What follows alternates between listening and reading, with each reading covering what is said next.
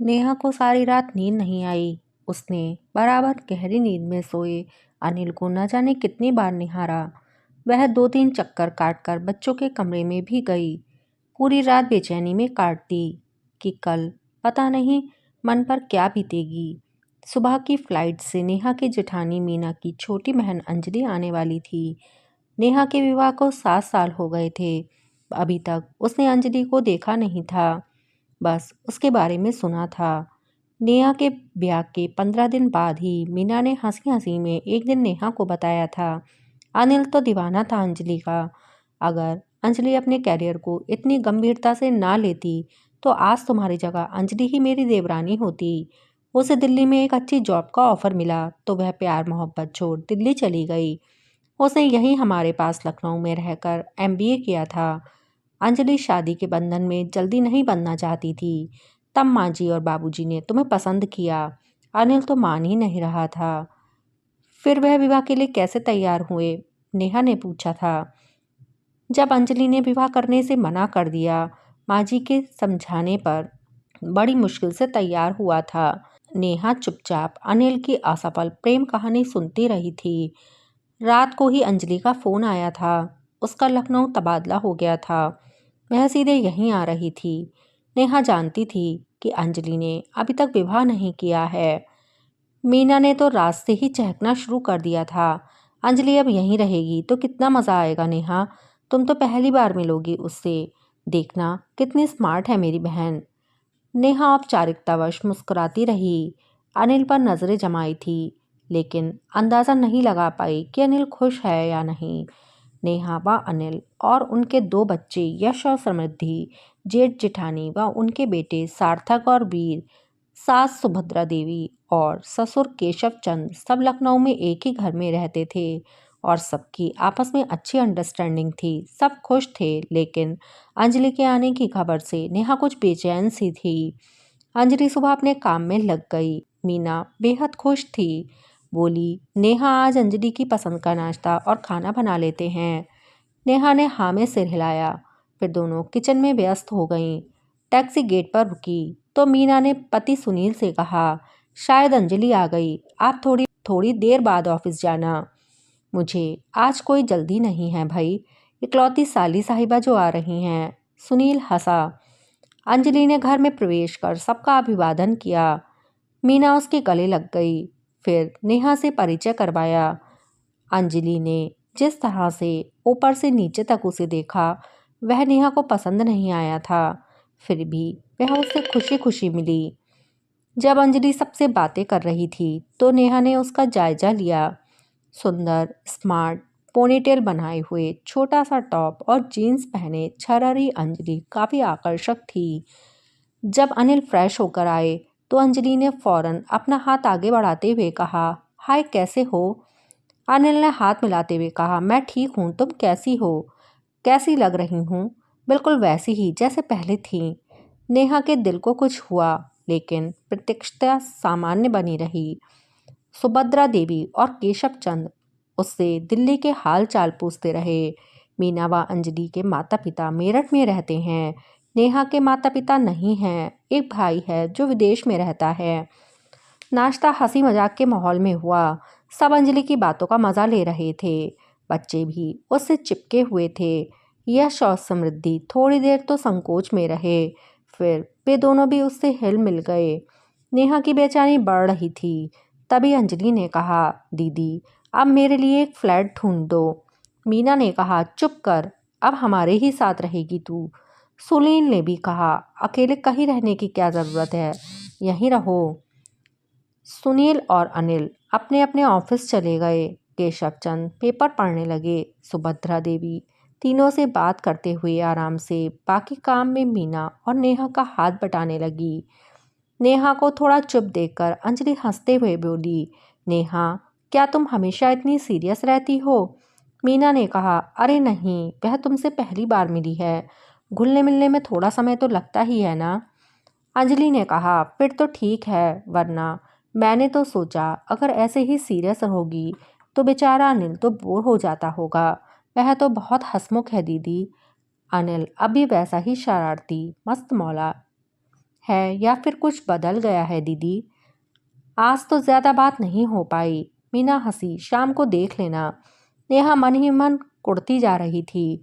Lunch के बाद अपने कमरे में थोड़ी देर आराम करने लेटी तो विवाह के शुरुआती दिन याद आ गए। अनिल काफ़ी सीरियस रहते थे, कभी हंसते बोलते नहीं थे, चुपचाप अपनी जिम्मेदारियां पूरी कर देते। नवविवाहितों वाली कोई बात नेहा ने महसूस नहीं की थी।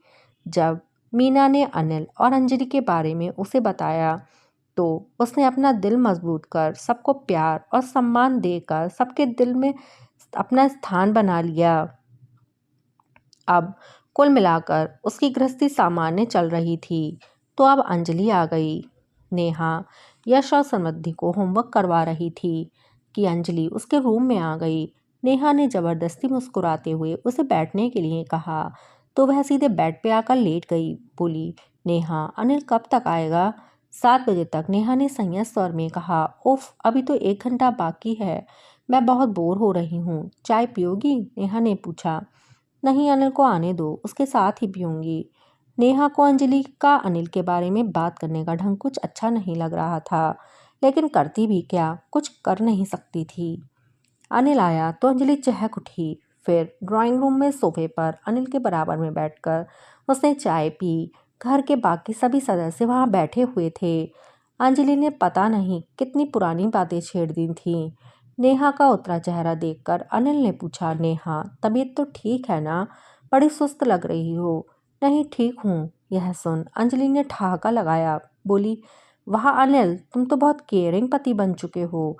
इतनी चिंता पत्नी की? वह दिन भूल गए जब मुझे जाता देखकर आहें भर रहे थे। यह सुन सभी घरवाले एक दूसरे का मुंह देखने लगे।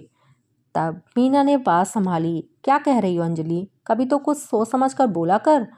अरे दीदी, सच ही तो बोल रही हूँ। नेहा ने बड़ी मुश्किल से स्वयं को संभाला। दिल पर पत्थर रखकर मुस्कुराते हुए चाय नाश्ते के बर्तन समेटने लगी। सब थोड़ी देर बातें करके अपने अपने काम में लग गए। डिनर के समय भी अंजलि अनिल अनिल करती रही और वह हर बात पर उसका हंसते मुस्कुराते जवाब देता रहा। अगले दिन अंजलि ने अपना ऑफिस ज्वाइन कर लिया। सबके ऑफिस जाने के बाद नेहा ने चैन की सांस ली। अब कम से कम शाम तक तो वह मानसिक रूप से शांत रहेगी। ऐसे ही समय बीतने लगा। सुबह सब ऑफिस के लिए निकल जाते, शाम को घर लौटते, पर रात को सोने तक अंजलि अनिल के इर्द गिर्द ही मंडराती रहती। नेहा दिन ब दिन तनाव का शिकार होती जा रही थी। अपनी मनोदशा किसी से शेयर भी नहीं कर पा रही थी। कुछ कहकर वह स्वयं को शक्ति साबित नहीं करना चाहती थी। वह जानती थी कि उसने अनिल के दिल में बड़ी मेहनत से अपनी जगह बनाई थी, लेकिन अब अंजलि के आने से वह बहुत परेशान हो गई थी। वह कभी अनिल के कंधे पर हाथ रखती तो कभी उसका हाथ पकड़कर कहीं चलने की जिद करती, लेकिन अनिल ने हमेशा टाला। यह भी नेहा ने नोट किया था, मगर अंजलि की हरकतों से उसे अपना सुख चैन खत्म होता नजर आ रहा था। क्या उसकी घर गृहस्थी टूट जाएगी? क्या करेगी वह? घर में सब अंजलि की हरकतों को अभी बचपना है कहकर टाल देते। नेहा अजीब सी घुटन का शिकार होने लगी। एक रात अनिल ने उससे पूछा, नेहा क्या बात है, आजकल बहुत परेशान दिख रही हो? नेहा कुछ नहीं बोली। अनिल ने फिर कुछ नहीं पूछा तो नेहा की आंखें भर आई। क्या अनिल को मेरी परेशानी की वजह का अंदाज़ा नहीं होगा? इतने संगदिल क्यों हैं अनिल? बच्चे तो नहीं है ना, जो मेरी मनोदशा समझ में ना आ रही हो? जानबूझकर अनजान बन रहे हैं। नेहा रात भर मन ही मन घुटती रही। बगल में अनिल गहरी नींद में सो रहा था। एक संडे सब साथ में लंच कर थोड़ी देर बातें करके अपने रूम में आराम करने जाने लगे तो किचन से निकलते हुए नेहा के कदम ठिठक गए। अंजलि बहुत धीरे से अनिल से कह रही थी, शाम को 7 बजे छत पर मिलना। अनिल की कोई आवाज़ नहीं आई। थोड़ी देर बाद सब अपने रूम में आ गए। अनिल आराम करने लेट गया। फिर नेहा से बोला, आओ थोड़ी देर तुम भी लेट जाओ। नेहा मन ही मन आग बबूला हो रही थी।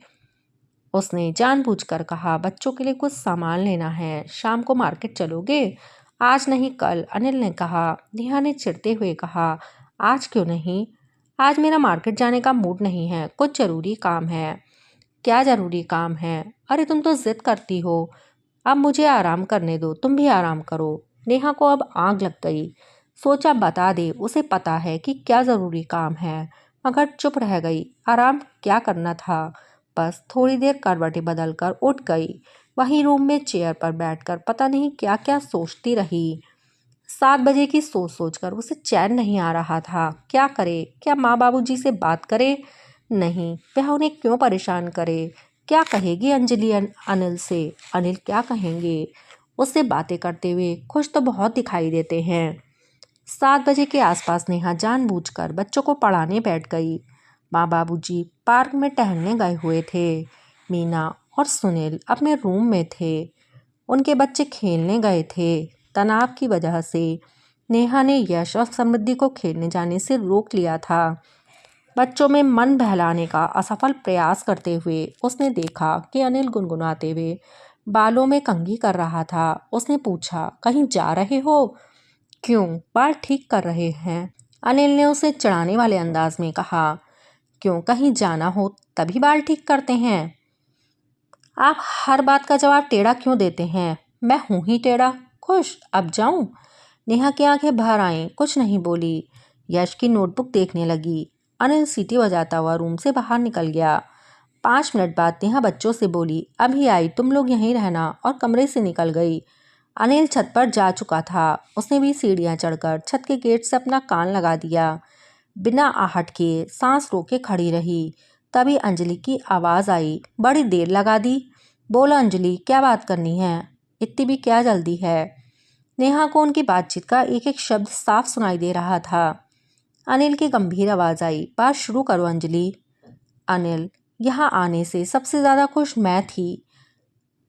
मैं इस बात पर खुश थी कि तुमसे मिल सकूंगी, लेकिन तुम्हें देखकर तो लगता है तुम मुझे भूल गए। मुझे तो उम्मीद थी मेरा कैरियर बनने तक तुम मेरा इंतज़ार करोगे, लेकिन तुम तो शादी करके बीबी बच्चों के झंझट में पड़ गए। देखो, मैंने अब तक शादी नहीं की, तुम्हारे अलावा कोई नहीं जचा मुझे। क्या किसी तरह ऐसा नहीं हो सकता कि फिर हम फिर साथ हो जाएं? अंजलि, तुम आज भी पहले जैसी ही स्वार्थी हो। मैं मानता हूँ नेहा से शादी मेरे लिए एक समझौता था। अपनी सारी भावनाएं मैं तुम्हें सौंप चुका था।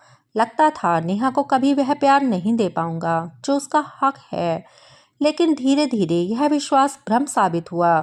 उसके प्यार और समर्पण ने मेरा मन जीत लिया। हमारे घर का कोना कोना उसने सुख, शांति और आनंद से भर दिया। अब नेहा के बिना जीने की मैं सोच भी नहीं सकता। जैसे जैसे वह मेरे पास आती गई, मेरी शिकायतें, गुस्सा, दर्द जो तुम्हारे लिए मेरे दिल में था, वह सब कुछ खत्म हो गया। अब मुझे तुमसे कोई शिकायत नहीं है। मैं नेहा के साथ बहुत खुश हूँ। गेट से कान लगाए नेहा को अनिल की आवाज़ में सुख और संतोष साफ साफ महसूस हुआ। अनिल आगे कह रहा था, तुम भाभी की बहन की हैसियत से तो यहाँ पर आराम से रह सकती हो, लेकिन मुझसे किसी भी रिश्ते की गलतफहमी दिमाग में रख कर यहाँ मत रहना। मेरे ख्याल में तुम यहाँ मत ही रहो, तभी ठीक रहेगा। नेहा का मन तुम्हारी किसी बात पर आहत हो, यह मैं बर्दाश्त नहीं करूँगा। अगर यहाँ रहना है तो अपनी सीमा में रहना। इसके आगे नेहा को कुछ सुनने की ज़रूरत महसूस नहीं हुई। उसे अपना मन पंख जैसा हल्का लगा, आंखों में नमी सी महसूस हुई। फिर वह तेजी से सीढ़ियां उतरते हुए मन ही मन यह सोचकर मुस्कुराने लगी कि टेढ़ा है पर मेरा है।